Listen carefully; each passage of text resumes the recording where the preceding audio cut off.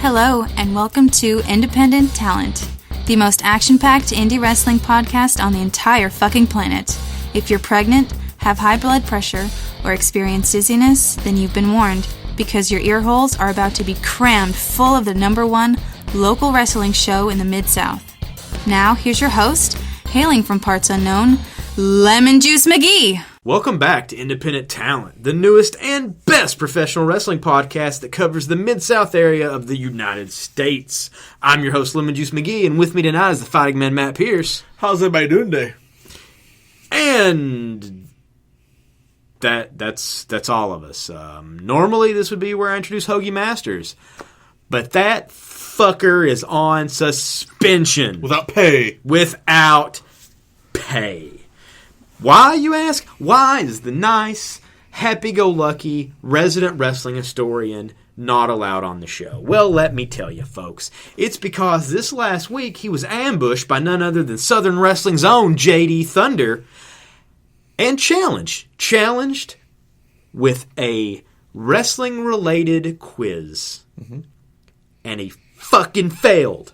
Yeah. Failed it, Hoagie. Yeah. Granted.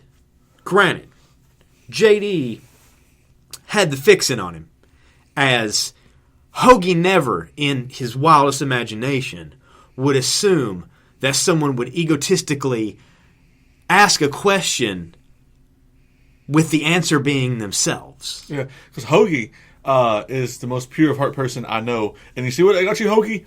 Almost fired. So almost fired. Yeah. He's teetering on the edge of firedom.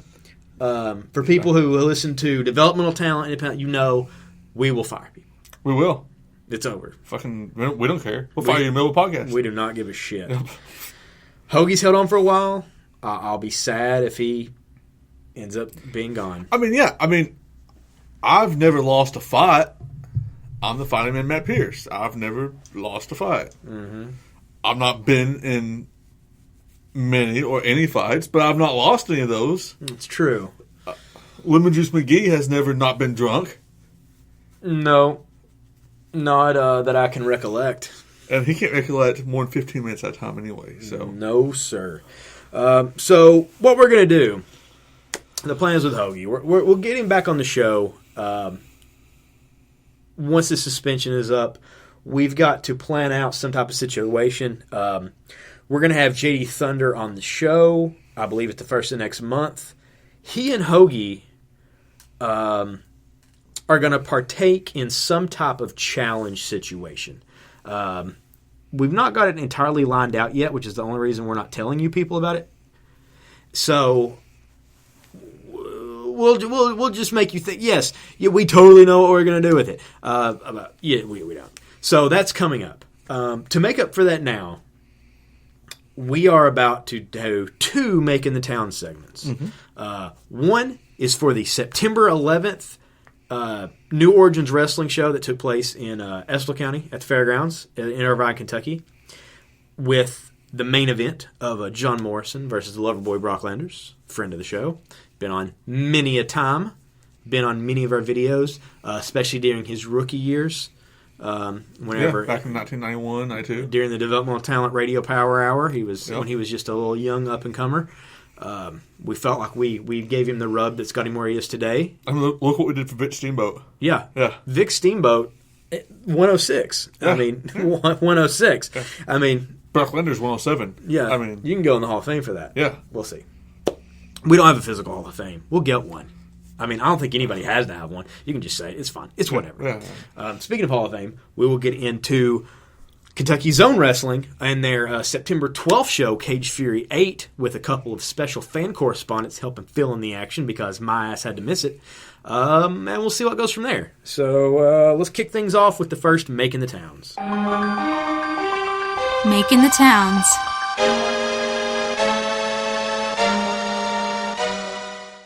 This is Makin the Towns, the part of the show where we cover an event that we recently hit up personally.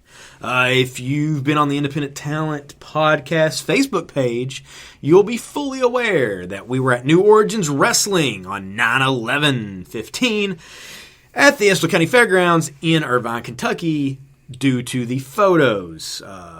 If you also notice, there's not quite as many photos as normally take, but it's because we were dealing with some weather, lots of weather. There are cops outside the studio with their blue lights on. I don't think they're coming in here, but they would have every reason to. But I don't think those security cameras really saw any. I think we're good. I might need to go hide some stuff.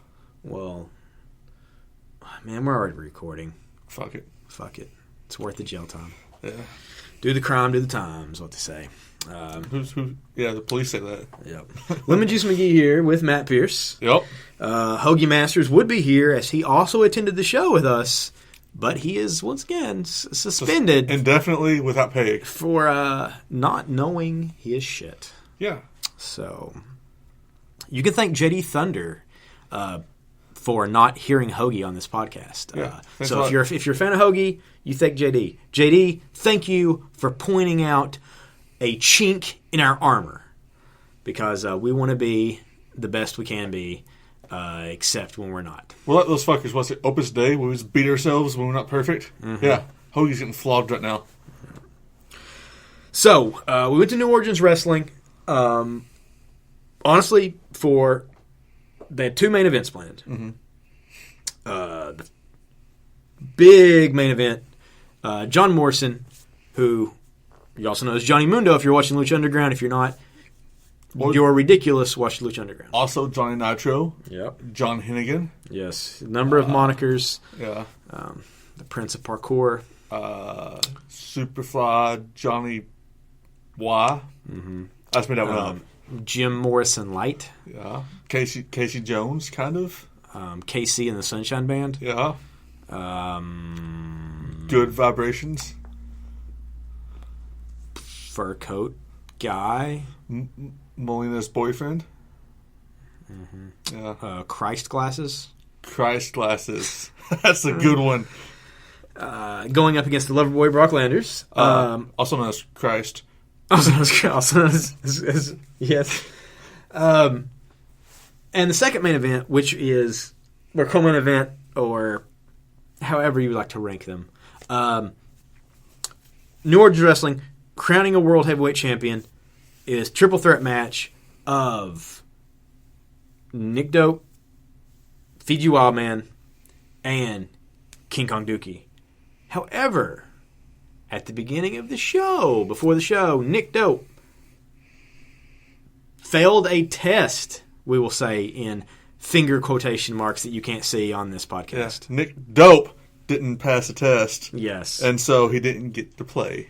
Yes. So he fucked himself. Yeah. I mean, it's got to make other promoters think twice about you. I would think. And promoting you at all. And doing it as a young wrestler seems like the dumbest fucking thing you could do. Yeah. It is stupid. It's completely stupid. Fucking dumb. He fucked up. So, and then the other matches. So, we were there. We were excited. It was outside because the building at the fairgrounds, while the ceiling's not super low, for a high flyer like Morrison, you want to give him room. So, they put it outside.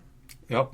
Also helped accompany a bigger crowd outside. Which it was a large crowd. It was necessary. Yeah. It was necessary. Looked like a few hundred people. Mm-hmm. Big crowd. They had bleachers set up, folding chairs set up. There were also some bleachers kind of behind the ring that were actually facing the horse track outside, but people were paying and then getting up on those so they could look down onto the ring. Yeah. It was fairly packed out. Like yeah. And considering that it had rained for part of the day and stormed, we were worried that maybe the crowd wouldn't be as big. No, it did not deter any fans that we're aware of. And if it did deter fans, that just means that they were going to have a shitload of people had that been the case. And despite the rain and the weather, not even God Almighty himself could stop New Orleans Wrestling from having their show. Nope. No, they could not. Nope. MC'd by the always wonderful Scott Diamond. Absolutely. Come out at the beginning, sporting the new Orleans Wrestling U.S. title belt. Yep. Made the match. Sean Bain versus Izzy for Real to crown the now United States champion. The match went down. Fast-paced.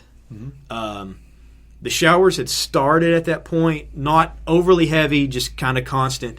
Most people there, umbrellas, ponchos, the love of wrestling, keeping them dry. It was a whole thing.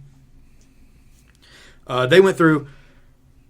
They put on a good match. Yeah. It was a clean match.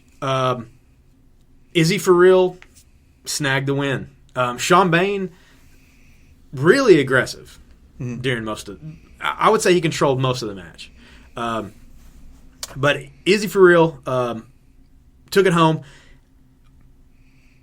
I would say both these guys. I mean, Izzy was obviously the more crowd favorite, like as far as like he's the smiling happy dude. The crowd was into both workers, no questions asked. Yeah, it could have went either way. Izzy for real took it in the long run, crowned the New Orleans Wrestling United States champion. Congratulations to him. Then we were treated to second match on the card. Yep. Nick Vickers, Friend of the show. Yep. Also known as Nick Vegas. Yep. Versus JD Cross, a guy that we have seen. Well, we've seen him almost get murdered a couple times at Pro Wrestling Revolution in various situations where he was just in some spots that just looked like, I just looked like it killed him. He just came back for more. Smaller guy, high flyer, all that. Okay. They go at it. Nick Vickers, I mean, seemed like he had kind of a chip on his shoulder this match. A chip on his shoulder that he then, I guess, used on JD Cross to fuck up his shoulder. This match, it didn't go long. No, well, to be fair, at this point in time, it is raining. Yeah. And the match went back and forth, and Nick took it to him and was just able to beat him. You know? Yeah, I mean, yeah.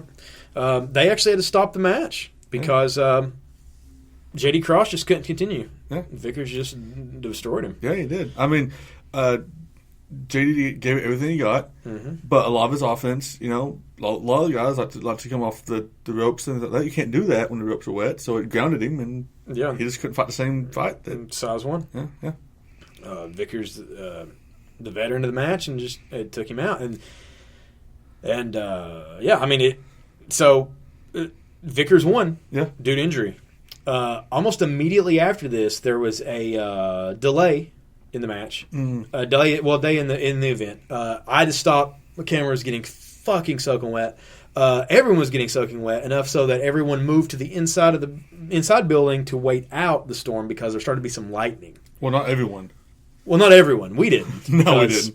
Fuck it. Fuck lightning. We just hung out under like a metal fucking thing because whatever. We do what we want. Yeah. But safety wise, the promoters pulled everybody into the building and to wait it out because, if there's lightning, they don't want anybody, no chances of, anything happening. Right. The crowd stayed lively in the building. The wrestlers went in, talked to everybody, and everybody was hanging out and probably sold a lot of concessions. I don't know because we were outside just bullshitting about wrestling in the rain with a number of other fans who were just bullshitting. It's like in Forrest Gump, the scene where Lieutenant Dan swims in a hurricane. That's kind of what we were doing. Kind of. I mean, yeah, we were defiant. And whenever that happened, I mean, we were there, and we're looking at a half hour of the rain. I mean, it coming down hard. Yeah. We were guessing that would thin out a lot of the crowd. Just because, I mean, it's understandable. An indie wrestling show, if you're not overly invested, if you're just a casual fan, it's raining. You consider it rained out. If you're at a baseball game and it started pouring the fucking rain and they took a delay, you might not sit there and stay for it. If it's going to be. And then there really wasn't much sign of it letting up. But it did. About a half hour, rain let up. The staff got out there with mops and brooms, pushing the water off the ring, getting it cleaned up for the guys, wiping the ropes, wiping the seats out for the fans who were coming back to sit down. Surprisingly enough, as soon as they were ready to start up again, Scott Diamond comes out, gets on the mic. Those seats are packed once again. Yep. I mean, I'm sure they lost a couple, but it wasn't a really noticeable number. Right. Yeah. Right. So after that, some of the matchups got combined because of the time delay, and they didn't want people to be there all night. So they combined some stuff to make up for it, which was smart on their part. There was no canceling this; they were going to play it to the end. Yeah. So instead of a couple singles matches, we had a 6-man tag. We had a team of John Strange, John Blake, and the new United States champion Izzy For Real versus the legendary Bo James with Misty James, the Voodoo Child Stevie Phillips, one half of the Heartbreakers, the now tag team champions, and Justin Storm. Justin Storm was beaten and beaten and beaten during this match. Yeah. His camouflage did not hide him whatsoever, as he was caught in every move. I almost thought that maybe they were sacrificing some rain god so that it would stop raining. I didn't know what was going on. This match was great. You got to see Bo James, Stevie Phillips laying it out. Izzy For Real took a brunt of a lot of that, getting tossed outside the ring. Misty James getting a hold of him, slapping the shit out of him. The holy fuck out of him. It all ends up, it's all fine. It's the basic 6-man tag, fun match, crowd's into it. The ending is what made it. It was just a spot fest of Justin Storm in the ring on his own, taking moves from John Strange, John Blake, and Izzy For Real. Yeah, we're talking moonsaults, top rope elbows. It just, yeah. He did a hat trick, man. It was just, it was bad. He was a, that's what you get. He was just a sacrificial lamb for the crowd. For the crowd. It's like this is the reward you get for sticking around for the show, is you get to see this guy just get destroyed. Yeah, but he took it in stride, So, and it was quick thinking on the part of Now, because I mean they still got everybody on the show. Yep. And they gave the fans what they said they would give them, just not necessarily in the way that they said they would give it to them. Yeah, yeah. What benefits Now is that the action's fast, and so once the matches did start, there's not a lot of dicking around. It's right to move. So you get invested in the matches really quickly, and as soon as the people, they didn't give a shit about the rain once the stuff started going. They gave a lot. They cared a lot less about the rain than Now itself was worried they were caring about the rain. Now was doing everything they could to make sure people were happy, and people were happy. It was fine. It's fine. As we talked earlier, N.O.W. screwed the pooch. So the casket match to crown the now heavyweight champion became Fiji Wildman versus King Kong Dookie. Mano y mano. Mano y madmano. Yes. Fiji Wildman comes out sporting some type of freakish skull mask and his kendo stick. King Kong Dookie come out sporting his furry boots. Invest. Yeah. This is the top match you'd think it would be out of these two. It's just a lot of heavy hits. Dookie, definitely the quicker of the two. But the problem was anytime Fiji Wildman gets his hands on you, it's, And this is the first casket match we've seen at an indie show. That's true. They don't usually do them. No. I imagine because the cost prohibited, the fact that the casket costs a lot of money. Yeah. But and this one they'd built like a classic Western style coffin. Yeah. And painted with the neon, which is the Now's kind of deal, is the neon, a black light top paint, painted stuff on it, and definitely big enough to hold a person, as we witnessed. Yeah. In the match, Dookie was in the coffin twice. Yeah. And Fiji Wildman could not get the lid down. Couldn't close the deal. Yeah. So it was a couple close calls for Dookie. However, He prevailed.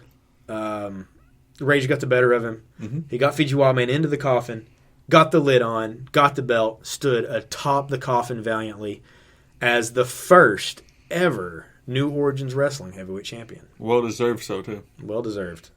Great guy. We see him in a lot of promotions. Always friendly. Always friendly, and that's the thing too, is like at Now he was billed as being kind of a monsterish character, you know, like a big tough guy. Well, it just wins out. He's a nice, cool guy, Yep. and it's winning out here too, where no matter how they bill him, he's gonna be. He's got great stories. Yeah. I mean, he's just all around. He's gonna be a good guy that people want to cheer, Yep. and he's got the belt. And hey, congratulations to him. Yep. Mad props. After that, there was a bit of an intermission as they waited for the combatants to prepare fully. And so the people could prepare themselves fully. Yes, prepare themselves. They had to. Some of them had to loosen their belts. Some of them voided the bowels. Some had to tug their junk. Yeah. Had to excrete some type of fluids. True. Some of them had to have some time alone. Yes. With the others. Because we're going to tell you, this main event would instantly give you a wrestling boner otherwise. True. And the damnedest thing, the whole thing was in slow motion. It was. It was fucking weird. I thought that was just a thing on TV, but nope. Mm-hmm. Nope. The whole match. And as we stated on the previous episode, the stipulation for the Loverboy Brock Landers and Voodoo Child Stevie P is that they could not be at ringside for each other's matches. Unfair, I think. Well, they found a way around it by bringing in their manager, Michael Lovely. So Michael Lovely accompanied Brock Landers to ringside. Mm-hmm. Brock sporting the Christ glasses of Morrison. Yeah. In one of the greatest heel tactics of all time, asked a small, what appeared to be 5-year-old child if he would like the glasses. As the kid excitedly looked up at him with a smile on his face, Brock smashed those glasses in his hands to pieces and laughed and laughed and laughed. It was fantastic. It was. Fantastic. It was glorious. Brock gets ready. Morrison comes out. And that's the thing, too. When Brock Landers came out, the crowd popped crazy. Yes. Because yeah. he is totally over. Yeah. There were giant fat heads of Brock Landers in the crowd. There are no fat heads of Johnny Mundo. No. There was practically a Brock Landers cheering section in the front mid of the ring. It almost to the point that you would think that they were some type of stalkers or stalkers. Let's just go with that. I was going to say family, but let's just go with stalkers. Like they would be like, sneaking a clip of his hair. I don't know, but the Loverboy Brock Landers, his boy lovers are quite adamant about seeing him in action. Morrison comes out.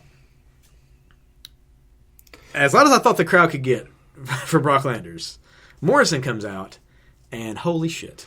I will say this about John Morrison Mundo. Mm-hmm. He wasn't as tan as I thought he'd be. No, he was pale as fuck. Yeah, he was. He was kind of short, too. He was not as pale as me, but he was pale.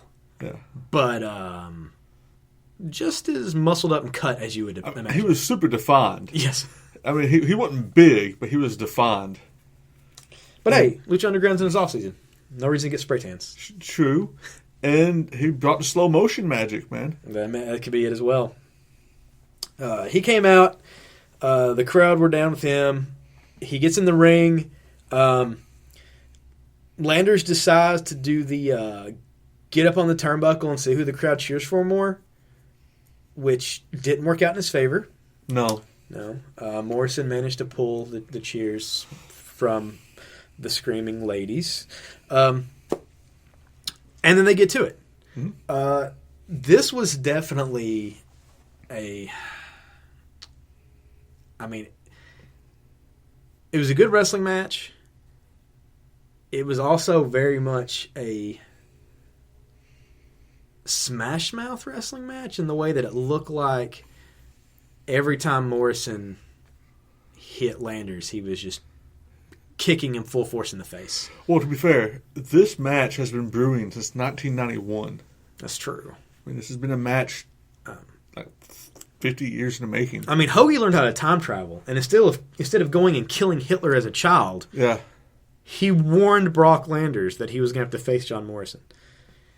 Who knows? Hoagie may have changed the outcome of history with this match. And we don't know. Yeah. We don't know. I mean, we'll never know. He could have saved the entire universe. Yep. He's still suspended, though. That's true. Fuck that guy. We saw Brock pull out a couple of new moves. Yeah. And we saw Michael Lovely take a double leg drop Kick. to the straight fucking chest. Yeah. That put him on the concrete. I was right behind him, and I didn't get a picture of it happening because I was busy trying to get out of the way as he came crashing down to the concrete. It just sounded like he just busted his melon wide open. But apparently, that was not the case. But when I took the other photo, he looked dead.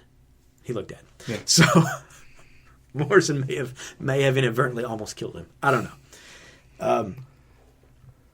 We were great. You got to see... Morrison did a little bit less off the ropes, but I'm assuming because of the brain. Mm-hmm. But it was no less... I don't know. It's no less physical. There's no less amounts of flashy moves being used. Which, if you want to see them, get on the Independent Talent Podcast Facebook page and look at the new Origins Wrestling 9/11/15 album, and you can see all of this stuff because describing it this late, as drunk as I am, it's just not. It is not going to happen in any conceivable. I just can't do it justice. It's ridiculous, really. It's true. It's ridiculous. It's true. I was surprised. Morrison did hit Starship Pain for the win. Well, I think I have a theory on this. Michael Lovely had been assaulted by Johnny Nitro Hennigan Mundo. Yeah, he was on the ground. Yeah. I think that Brock was concerned for his fellow man. And Morrison took advantage. That could be the case. Oh. It could be that Morrison just did this cool flip thing off the ropes, and that's how he wins matches. It could be. Either way, really. I don't know. But the thing is I believe Landers could have beat him, and I almost believe he should have beat him. Just for as much preparation as we've seen Brock put into the match. I know he was prepared for him. I think the rain threw a lot of it off. I think so. Yeah. But regardless, the fans got their money's worth. Yeah. It was fantastic. After it was over, everybody went back into the main building. Morrison signed autographs for every single person that got in line for them, took pictures and talked to everybody. Super cool guy. And he had a drive, back. He was up for a con, and he was wearing a developmental talent shirt at some point. It happened. I don't know. You can get on Developmental Talents Podcast Facebook page, and you can see pictures of not only John Morrison, but also pictures of myself, the Fighting Man Matt Pierce, and the resident wrestling historian under suspension, Hoagie Masters. True. The suspension came down after. Yes, after the Now Show. Yeah. Not long after. We actually heard about what happened during, and we had to make him walk half of the way home after hearing what happened. We can't let him ride with us. Yeah, it's embarrassing. Halfway to the moon's a long way. It is. Yeah, it's ridiculous. But if you want to check us out, we are soaked to the bone. And just literally is happy with wrestling goodness at that point in time. Yeah, I think that's what staved off the pneumonia, was the pure wrestling enjoyment that I had in my lungs. I might have pneumonia. You might. Fuck it. Something's going to kill you. You don't need lungs, right? Might as well be pneumonia. I just donate them. Yeah. It's better than syphilis, right? Yeah. If you're telling it to someone on the street, it sounds better than syphilis. Yeah. Yeah. And at the funeral home. Trust me, you want the pneumonia instead of the syphilis. Yeah. Because I don't know if syphilis kills you. I think they have to, like, at one time I think they used to have to hit your dick with like a mallet and get pus out. So fuck that. I think I would rather the death from pneumonia. Yeah. I'm not an expert on syphilis. Hoagie, who is an expert on syphilis, isn't here. God damn it, Hoagie. Damn Why it. do you have to be suspended? You're making me Call sick. him. Making me sick. New Origins Wrestling, once again, fantastic show, even with the rain. Normally, they're in the building. Next time, their next show is on Friday, October the 9th at the Estill County Fairgrounds. They will be in the building. Also in the building will be Davey Richards and Angelina Love. Angelina Love doing signing only as she has a bun in the oven. Davey Richards, he's going to be kicking some faces off. True. And people may criticize because New Origins Wrestling done an outside show and it rained. Mm-hmm. Well, fuck you guys because they're trying new stuff. They're bringing in top talent. Yep. No. And they're putting themselves out there. And they're taking the risk that they need to make themselves bigger.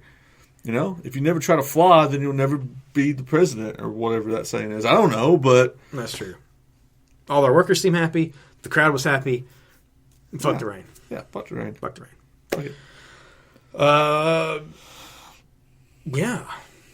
So there you go. That's the first Making the Towns. We're going to do another one here in a minute, I guess. Probably. I don't know. Yeah, we'll see how it goes. So there you go. New Origins Wrestling, 9/11/15, Estill County Fairgrounds. Worlds collided. Weather collided. Clouds collided. Technically is how you get lightning, correct? Yeah, bodies collided. Science! Making the Towns.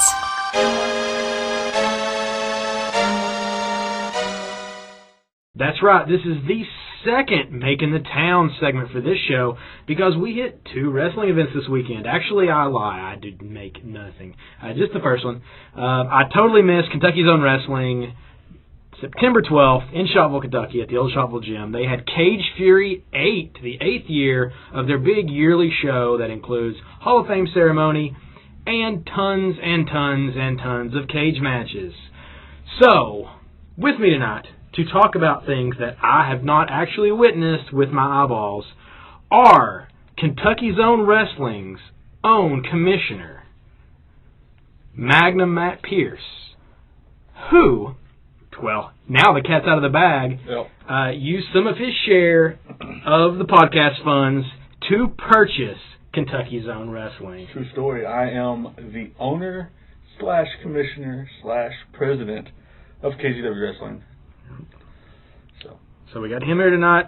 So, and, you know, I mean, that's a big deal. I think people didn't fully understand what was going on last time we talked about it. Well, yeah, they didn't, and didn't meet the Hall of Fame and everything. You know, a lot more important things than me to get out of the way. Mm-hmm. But now that we've kind of post-Cage Fury, we can go back and take a look at things. Yeah. So yeah, there's your news. One of the major players on this podcast owns an indie wrestling fed, so that's kind of cool. You can do it too. I don't want to because I am impartial jury here. Also tonight, to help out with Kentucky's Own Wrestling, because I kind of feel like Matt will be partial towards them. 2 fan correspondents, Nick Sinners, who you've heard on a couple episodes of Developmental Talent Podcast, and John Orton, who not only is a massive wrestling fan, but also has been getting into designing some tights and T-shirts and gear for wrestlers, correct? Yes, that is absolutely correct. And for some of the fans of the show, Nate Cross, some others. So they're always cool to see. Let's get into Kentucky's Own Wrestling. Okay, first off, there was a Hall of Fame induction ceremony where we saw Larry McCoy, who you inducted. I did. The late Johnny Rayborn. Yeah. Lisa Funk. And surprise entrant, current active wrestler, Johnny Bad. Well, I was going to say, it's a surprise entrant, but no one should be surprised. I mean, Johnny Bad is a pillar of the company. Well, he definitely was worthy of it. Definitely. There's not someone out there that shouldn't be in there. I can't think of him. But it was definitely a surprise. I think even Johnny was surprised when his music hit and he walked through that curtain. And the crowd loved it. the crowd was fully behind putting Johnny Bad in the Hall of Fame. Yeah, he's definitely deserving. He's done a lot for the company. Yep. Yeah, and it's one of those deals, too, where people are like, well, yeah, but he's still active. And it's like, yeah, but it's not actually about that as much. WCCW recently inducted Cody Matthews, who's still currently active. Mm-hmm. But it's really more about how much you've put into that specific federation. And, I mean, Johnny Bad has been there, and, you know, he's a huge part of it, yeah. Oh. Yeah. And as of this show, working on possibly becoming heavyweight champion again. And we'll get into that shortly. Yep. The referees for the night, actually 3 referees. Mm-hmm. John Conway, Wild Bill, who gets a lot of chance, surprisingly enough, and Bad Bob. Kick things off with the first match for the night. We had Big Frank Vanover, who we've seen recently in tag team action. Yep. Last month was singles. It didn't go well for him against Fiji Wildman. But it's him versus Big Daddy Dalton. Mm-hmm. As Horton likes to say, in the cage. In the cage. So, what did we see, guys? Well, it was surprising when Big Frank came out because he said on his Facebook page before that he had a big announcement for us that night. And that big announcement was that he was no longer a tag team with, there's no more Team Beatdown USA. Oh, gotcha. He said that he actually threw trash can through the windshield of his car. And that he didn't need Trash Can Graham anymore, and he didn't need the fans. So it was kind of surprising to see that attitude change so quickly out of Big Frank. Did he shed all of his American regalia? Absolutely. He came out with just his normal gear, that vest that he's got on, and that's it. And he called out whoever, saying nobody could beat him, nobody has, and there's nothing that nobody can do about it. Maybe the Cut My Promo segment's got into his head. Maybe. I do want to say I did do a little bit of calling around, my job. Mm-hmm. I can confirm that Trash Can Graham was assaulted, and unfortunately he may not be back for a while. So. Well, there you go. But it was definitely a surprise to see Big Daddy Dalton come out. Yeah, second month in a row back. Mm-hmm. And that was pretty cool. For the cage. So, how did it play out? I feel like Frank has had kind of a chip on his shoulder just based off of his Facebook posts and things. Was it just kind of like him just kind of dominating the thing, or was it more back and forth? He really did dominate. Dalton got in some, but a lot of that match seemed like it was strictly in Big Frank Vanover's favor. They even went for the traditional lockup at the very beginning. Test of strength? Yes, test of strength, thank you. And he wasn't really having much of that either. He says, I'm not stupid, I'm not falling for that. And it was quite dominating on Big Frank's part. Well, I mean, if he was wanting the crowd to boo him, I imagine beating up Big Daddy Dalton is the way to go. He's quite a fan favorite. He is. That's why we brought him back. People love him. It definitely worked for him, that's for sure. Oh. Yeah. Well, now let's get into a match that I was personally vested interest in. Nick Vickers, friend of the show, versus United States champion Kirkpatrick for the title in the cage. And it was actually pretty fantastic from the start. I mean, as far as it goes, Nick got in most of the offense, but Kirk was doing the traditional thing where he was kind of running to the corners and hiding, and Was Harley at ringside? Yes, she actually was. And it had some pretty fantastic spots. What ended up happening was, and I think my personal favorite part of the match was, Nick's trying to escape the cage. Miss Harley wanders over with the chain around her fist and just pops him right in the skull. That gave Kirkpatrick the opportunity to kind of come to and make his way to the door of the cage. And unfortunately, both of them tumbled out at the same time. Yep. Oh. You had 2 referees arguing with each other. The referee who was outside the ring watching the door and the referee inside the ring got into a bit of an argument over who hit the floor first. And that's when our commissioner came out and made the final call on that. Yeah, well, we couldn't make a determination. Mm-hmm. Bad Bob said Kirkpatrick, Wild Bill said Nick Vickers. So I done what I felt like was best, and I held the belt up. To abeyance. Oh, man. I hate finishes like that. And I know you hate finishes like that. I know. Have you set up... I mean, you got to... Well, I'd hope that the cage would be enough that it would be a straight up and up fight. Mm-hmm. But apparently it's not. Miss Harley had to still get involved. So what's going to happen is next month, Nick Vickers versus Kirkpatrick for the United States title. Miss Harley's banned from ringside. Okay. Which I applaud that decision wholeheartedly. Well, I mean, there has to be a champion. I just thought there has to be a champion, and if Kirk and Harley can't play by the rules, well, then I don't have to make them play by the rules, I guess. Well, I will say that some of the only pictures I've seen from Cage Fury include Nick Vickers sporting a independent talent Who's the Strap-On t-shirt that you can get now from us. You can hit us up at independenttalentpodcast@gmail.com or through our Facebook. We will set it up. Plus, we're at all kinds of shows. $15 a shirt, $10 if you're a worker. So, there you go. There you go. Plug away. Okay, next we're going to talk about a match that a lot of people were... When they were thinking of Cage Fury 8, I think this is the match that was coming to mind. We're just going to go ahead and get it out of the way here. Jordan Hazard versus Sebastian Cage. These two have went at it hardcore for the past few months. Previous month ended with superplex onto the unmatted floor, but that still wasn't enough. So this was supposed to be the be-all, end-all of the feud in the cage. Did it happen? Did it happen in spades? That was such a exciting, awesome match. Those guys, the little commercial, the commercial for K.Z.W. said that they're on a collision course, and they were on a collision course. They were on a collision course with each other, with the hard steel of that cage, with the sign that Sebastian Cage brought into the ring and used. They collided with everything, including the floor. They did not go off the top of the cage, but Jordan almost fell from the top at one point, ended up being hung over it, half in, half out. They did a Russian leg sweep off the ropes that really, really seemed to do some damage. It was a spectacular match. Those guys put it all on the line, and they crawled away from that ring. But they also crawled away fighting at the end of it, so I'm not sure it's quite over with. I don't think it is. Between these two, man. I mean, even in the back, they were still fighting. So we had to separate them. It's, hopefully it doesn't escalate much beyond this. I hate to see either of them hurt. Well, and that's the thing. Well, when it comes to their matches, I'll say this. It seems like spot. There's not a lot of general wrestling and grappling going on.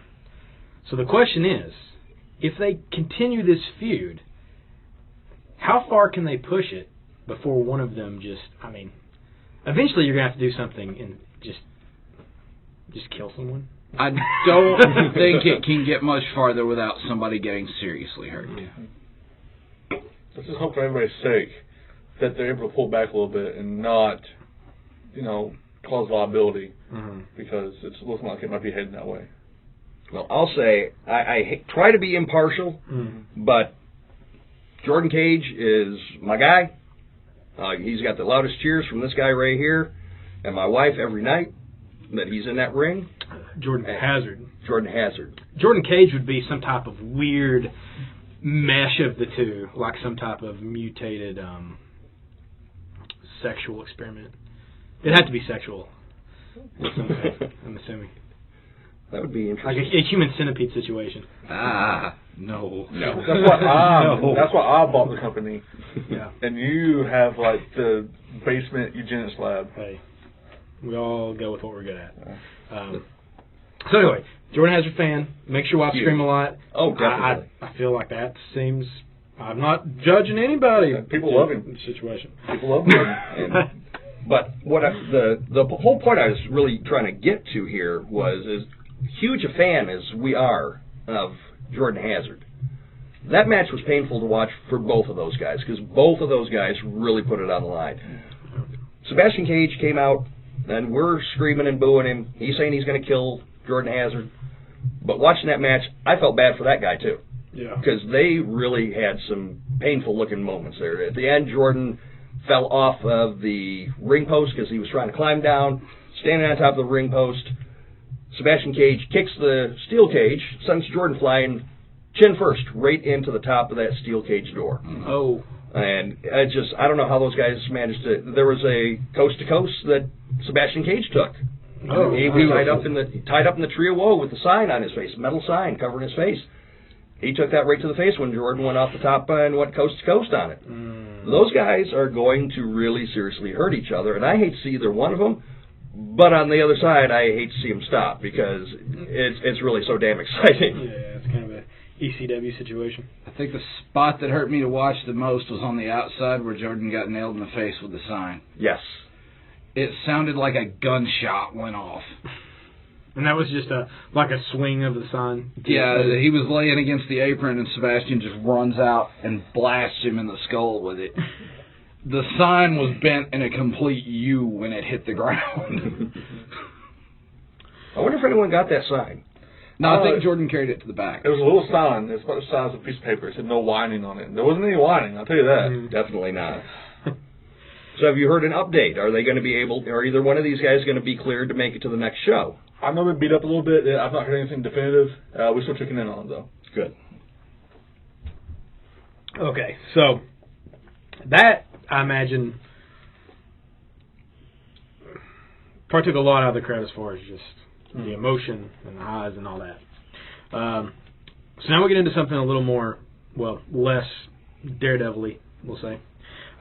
Usually, I don't know, I've not seen this, so I have no fucking idea. We got Lexi Green, who's the current Bombshells champion.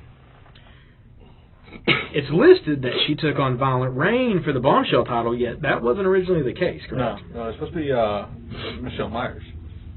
It's supposed to be Michelle. And Violent Rain attacked her on the way to the ring. Michelle's, out there high-fiving the fans, fans love her. And had her back turned to the entrance. Well, Violent Rain came out, back of the head. And, I have to put the safety of the competitors first. Yeah. And she got up, and she didn't look like she knew where she was, and so I couldn't let her compete. So instead, you rewarded Violent Rain for attacking Michelle by giving her a match. Well, here's the deal: Violent Rain and Michelle Myers were both kind of 1A, 1B contenders for the title, and so what we did is we had promised the fans a match. We gave them a match. Leslie Green was out there. She wouldn't fight somebody. That's true. I wasn't going to fight her for the belt. It's not my place. Yeah. So how'd all that kick off? How'd that go? That was actually a really good match. It was really back and forth. No one seemed to really have the upper hand. There were some great spots in there, some great moves.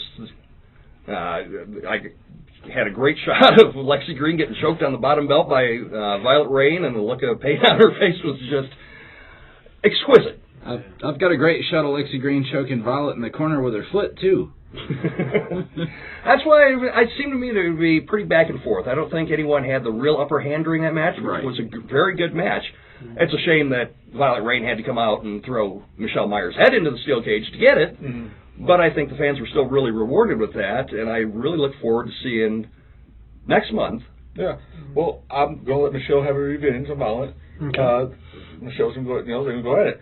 And then after that, all three of them are going to compete in the first ever triple threat strap lumberjack match for the Bombshells title in November. That'll be November. A strap lumberjack match. I've seen a strap lumberjack match recently. Yeah. On Lucha Underground. Yeah. Well, where basically people are surrounding the rings with belts, straps, and when someone comes outside, they just whip the shit out of them. That's exactly what's going to happen. Oh, nice. Yeah. So, who will be holding these belts? Anybody backstage who wants one. Male, female, doesn't matter. Doesn't matter. Just, well, this could lead to some, I guess this will show who's in whose corner, I guess. Yeah. So, next month, on October 10th, Saturday, in Shawville, Michelle Myers, Violet Rain. Score to settle. And then in November will be the triple threat, correct? Yep. Okay, gotcha. All right. Next up, we're going up for another match that's been a long time coming. Well, not really a long time coming, as they've had this match a lot. It's just one person's found a way to kind of get out of it.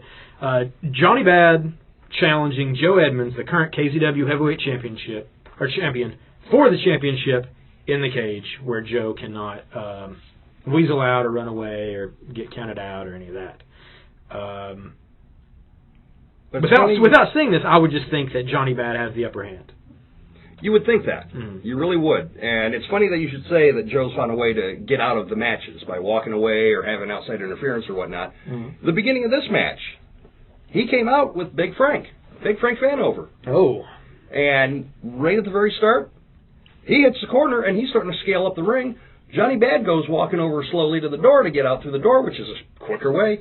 Guess who's holding the door shut on him? Let me guess, Frank? Yeah, that'd be the guy. So Johnny Bad couldn't get out of the ring because of Frank sitting in there holding it shut. And Joe Edmonds hits the floor. There's your winner.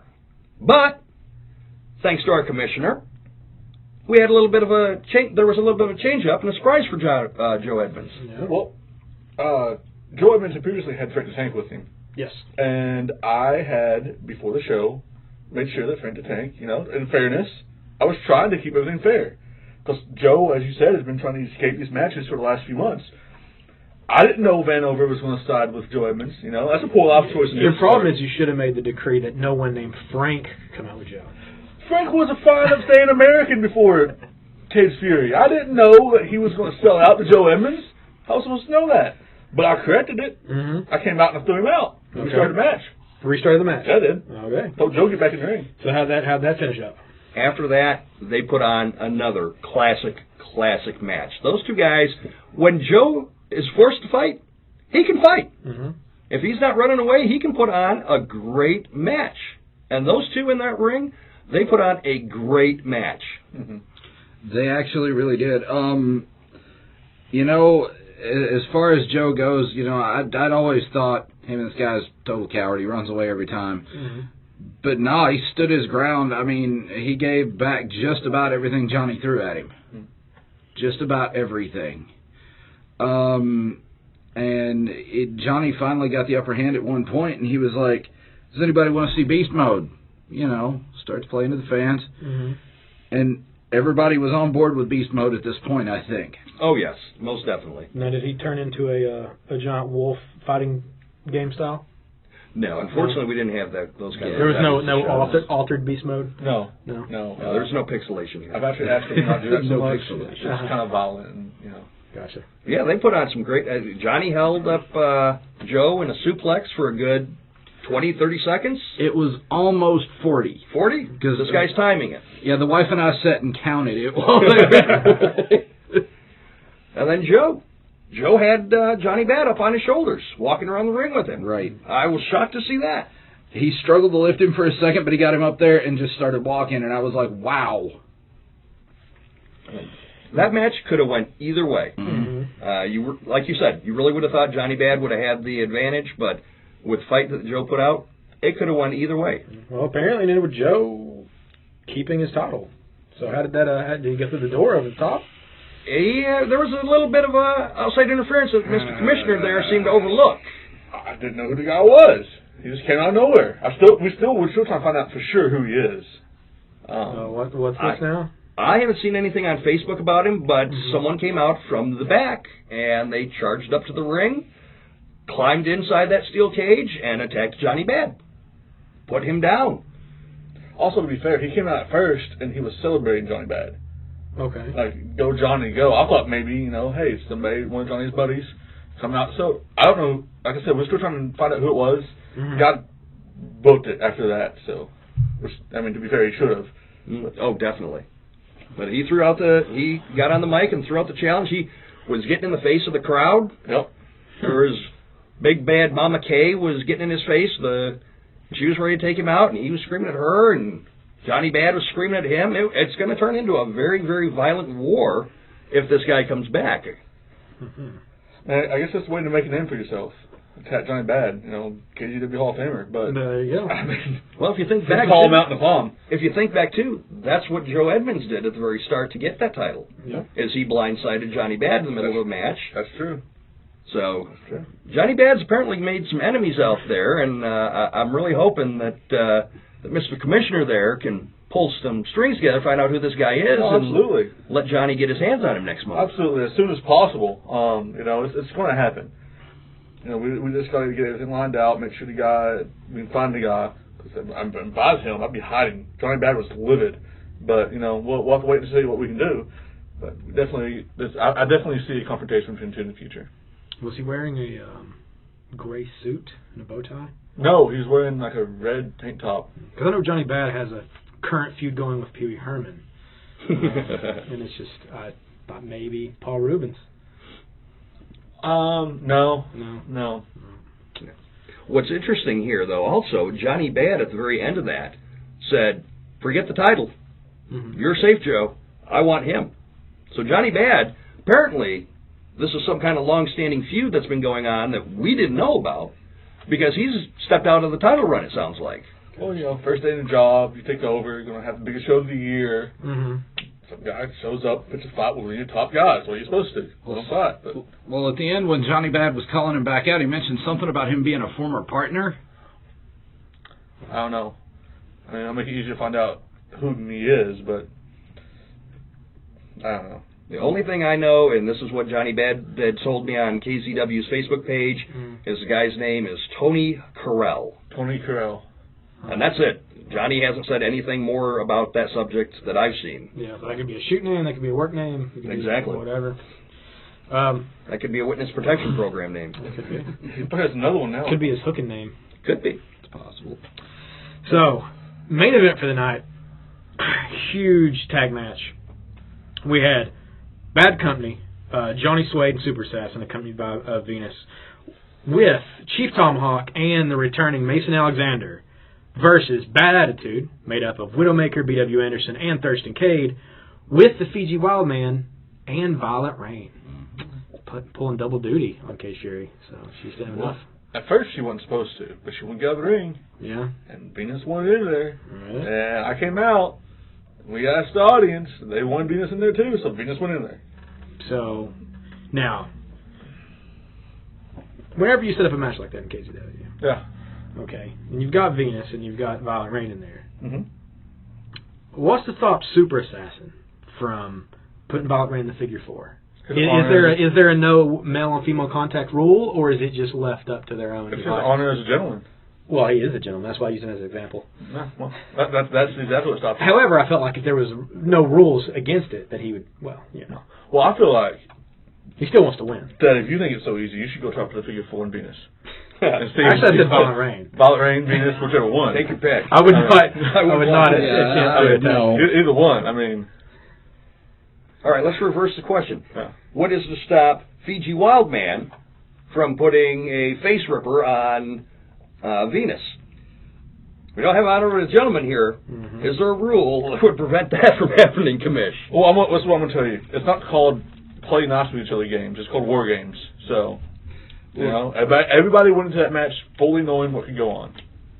Apparently there wasn't much of a rule against it because Fiji Wildman and Venus traded some pretty hard punches there for a second in the middle of the ring. Wow. So, see, there was my answer. If I just asked what happened in the match, I wouldn't even have to talk to you about it. What? You're like a different person now. You're asking me rules and stuff, man. All right. It's still in the book. So how'd this go? Was it just a match of schmaws, or did it kind of even out to allow for some individual one-on-one stuff? Actually, at first, I didn't think the ring was going to hold it. There was so much chaos. It just bodies everywhere. Fiji Wildman beating the living crap out of everybody at the beginning. Finally, people started getting the upper hand. They kind of got Fiji Wildman out of the way, and then the match kind of started evening out at that point. But Fiji Wildman kind of played a bigger role in this as far as like being able to dominate several people at a time. Oh, Fiji Wildman is a beast. Yes, Force he of is. nature. Force of nature. And he scares the living hell out of me. Yeah, well, I mean, as we talked about in the previous segment, you know, he was #1 contender for Now's championship title, and he came a hair's breadth of winning it. So, I mean, he's definitely made a name for himself all around the area as quite the contender. But in the end, it appears the heroes won the day. But what was the ending to all of it? Mason Alexander made an absolutely amazing leap of faith from the top of the cage into the ring and took out several people. And, you know, it just... I can't. I don't even know where to go from here with that. It's so good.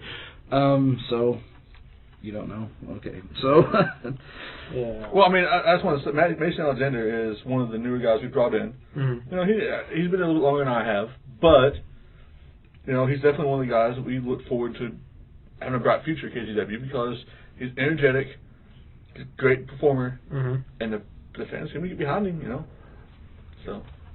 K.Z.W. was absolutely fantastic. Yeah, anytime you take your life into your hands that way, great respect for somebody. And he ended up being the first person to escape the cage at the end of that match. Wow. So there you go. Mason Alexander, Chief Tomahawk, Super Assassin Johnny Suede, and Venus won the main event. They took a little bit of a beatdown though from at the end after the bell rang. Yeah. It the whole thing just erupted. Referees had to come out. Security staff had to come out. They finally got Bad Attitude out of the ring. Fiji Wildman kind of stole Tomahawk's headdress at the end of that. So Fiji Wildman technically scalped Tomahawk. Oh, well, that's gotta just hurt him. Hurt him in his heart. And I'll tell you, I was on my way out to congratulate the winners. Bad Attitude ran me over on the way out. I mean, the fans wanted 5 more minutes. I wanted to give them 5 more minutes. Just out the door? Out the door. Just out the door, booking it. Yeah, it's very typical. But, well, I mean, anytime you have bad company and bad attitude, it's just become bad time. You know, they're always rubbing heads, and it's just, it's all over those tag belts. They're going after it again. Yeah. Bad attitude, bad company, going at it again. Surely to God, eventually Bad Company will come out on top of one of these for a title. That's the thing. It doesn't matter if Bad Attitude lost; they're still leaving with those tag titles. So I mean, to them this is probably less of a deal. But people get to see that Saturday, October the 10th, in Shottville, Kentucky, at the old Shottville Gym, Kentucky's Own Wrestling monthly show. That's true. And you've named off some of the matches that you planned, and then also something about Fiji Wildman. Fiji Wildman will have his standard open challenge. Okay. And also, I want to say, I threw Big Frank Vanover out. Yes. On his way out, he told me I was on his list. Well, listen, Big Frank, I don't care about being on your list. You're on my list. I have tens of dollars left in my bank account after buying K.Z.W., and I have to manage that. And I don't have time for your little list. So just deal with yourself. Ooh, there you go. That'll be it for the second edition of Making the Towns. This episode. Thanks to everybody here, and let's get into the next stuff. Who's the strap-on? Here's a segment we haven't done in a while, but it's got a fantastic name, right? Who's the strap-on? This is the segment of the show where we tell you who has the title belts. Hit it, Hoagie! Oh, wait. Fuck you, Hoagie. You're suspended. Fucking Hoagie. Like, this is your goddamn segment. So, we got a segment here that we promised we were going to do, and guess who's not here to do it? Hoagie Masters, because his dumb ass doesn't know that JD Thunder pinned some NWA champ at some point in some time in some reality. God damn it, Hoagie. God damn it, Hoagie. You want to know who the champions are? Well, we're not going to tell you. That's Hoagie's job. I can't do Hoagie's job when I'm trying to do my job. Which is drink. It's drink. I've been drinking. That segment's not come up yet. Oh, Hoagie. I've been fighting, kind of. Kind of. I don't know. There you go. This is a wasted segment. No, you know who straps on? You know who's champion? Yeah. We all are. We're all the champions? We're all champions. That's what Freddie Mercury said. Or maybe none of us are champions. Well, who's Freddie Mercury talking about then? Probably Freddie Mercury. There you go. Freddie Mercury's who the straps on. Well, Freddie Mercury straps on. Yeah, maybe. Maybe. You pin Freddie Mercury, you can have the strap. Yeah. Yeah. I will say, at Kentucky's Own Wrestling, Yeah. Nick Vegas wore the independent talent, Who's the Strap-On shirt. Yeah, he did. if you want to be like Nick Vegas, and let's face it, why wouldn't you? You do. Why wouldn't you? I mean, the kids love him, the ladies love him, the men want to be him. I'm assuming if he's wearing one of our shirts, I don't know.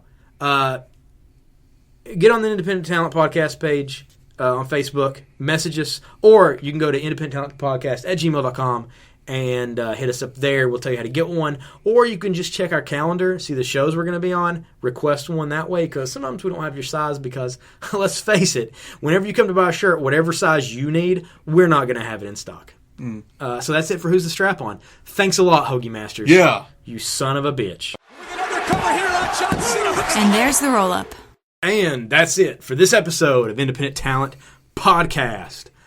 Episode 10, right? 10. Episode 10. You know who would know? Fucking Hoagie. Hoagie would know. Hoagie would know. You know what? I said if the suspension doesn't go through, we replace him. Yeah? With the corpse of Terry Schiavo, because she was up and around and walking when who the fuck it was that JD Thunder pinned was NWA champion, I bet. But, okay. Yeah. We'll dig her up. Fuck it. Fuck it. Terry Schiavo. Terry Schiavo will be on this show next week, assuming that Hoagie hasn't got his shit in order. Yeah. We will place you for corpse, Hoagie, so you better get your shit together. Yeah.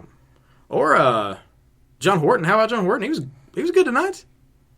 He's not a corpse. That's true. He's not a corpse. And it'd be badass to be the only podcast with a corpse wrestling historian. Not only a corpse, a lady corpse. A lady corpse. Hey. That's also the kind Hoagie likes. However, Hoagie won't be here. You're totally fucked, Hoagie. Yeah. You're not going to be around any dead ladies. You're not going to be on a podcast. And remember, kids, if they're dead, they can't say no. Yeah, don't remember that. And also, if you're a kid and you're listening to this, your parents have failed. Failed miserably. Yeah. Ridiculously, almost. We're going to be back next week. We're going to have some shows this weekend. We're not entirely sure what and who yet. Most likely Primetime Wrestling out of Winchester and maybe something else in Tennessee. We will let you know next week.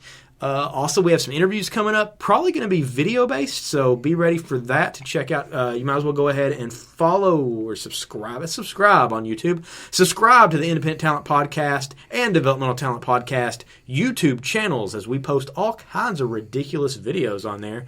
And we'll be posting some legitimately decent interviews, assuming the people we're interviewing can bring it up a notch, because I'm going to suck at asking those questions. And since I'm not a wrestling historian, like motherfucking Hoagie Masters. Or motherfucking Terry Schiavo. Hoagie Masters. For right now, I'm Lemon Juice McGee.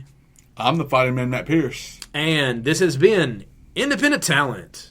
This might be the end of the episode, but the beat goes on for Independent Talent Online. Check out news, upcoming events, and massive photo galleries by liking the Independent Talent Podcast Facebook page. Also, feel free to hit us up with your opinions, suggestions, bitching, and moaning by sending emails to independenttalentpodcast@gmail.com. Oh, and for the love of wrestling, please support your local indie federations. Now get moving! We've got to get these chairs stacked and the trailer loaded.